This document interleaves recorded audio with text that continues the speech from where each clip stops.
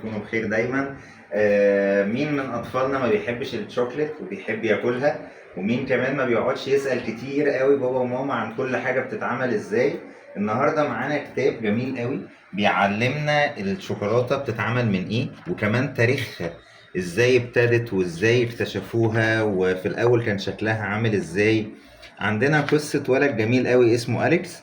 باباه ومامته بيدوله علبة شوكليت في الأول، وبعد كده مع الوقت بيبتدي ياخد شوكولاتاية يلاقيه بيرجع بالزمن ويشوف باباه ومامته من ضمن الناس اللي بتجمع الشوكليت، وبعد كده يبتدي ان هو يشوف بقى مراحل التاريخ حصل فيها ايه، وكلها مغامرات فاني جدا وحاجات تضحك الطفل وهو عمال يقرا.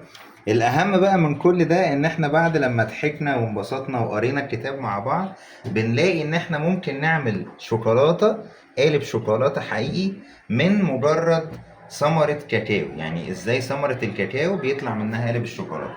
كل ده عن طريق الابليكيشن بتاعنا اللي هو ويت كيت سمارت.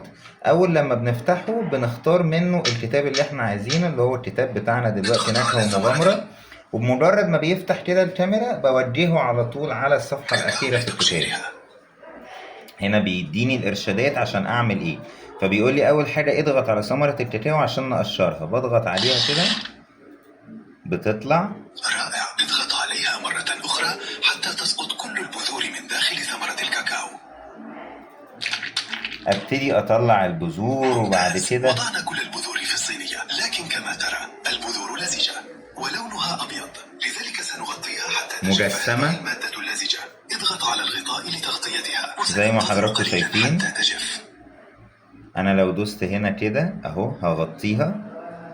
كل المراحل حقيقية ويديني الوقت بتاعي، وافضل بقى اعمل واشتغل عليها لحد لما يطلع لي في الاخر قالب الشوكولاتة فعلا حقيقي. يبتدي يحطها في الفرن عشان تتحمص. مش عايزين نحرق لكم اللعبة عشان ولادنا يفضلوا متشوقين ليها، لكن احنا فعلا منتظرين تستمتعوا بالكتاب ده. الكتاب ده فعلا بيعلمنا حاجات كتير قوي، غير ان احنا بنقرا وبنستفيد من المعلومات، كمان بيعلمني مهارة ويخلي الطفل يشغل دماغه ويعرف المراحل اللي هو قراها دي يطبقها بإيده. منتظرينكم تبعتوا لنا بسرعة في الكومنتات لو في اي تساؤل، ابعتوا لنا على طول.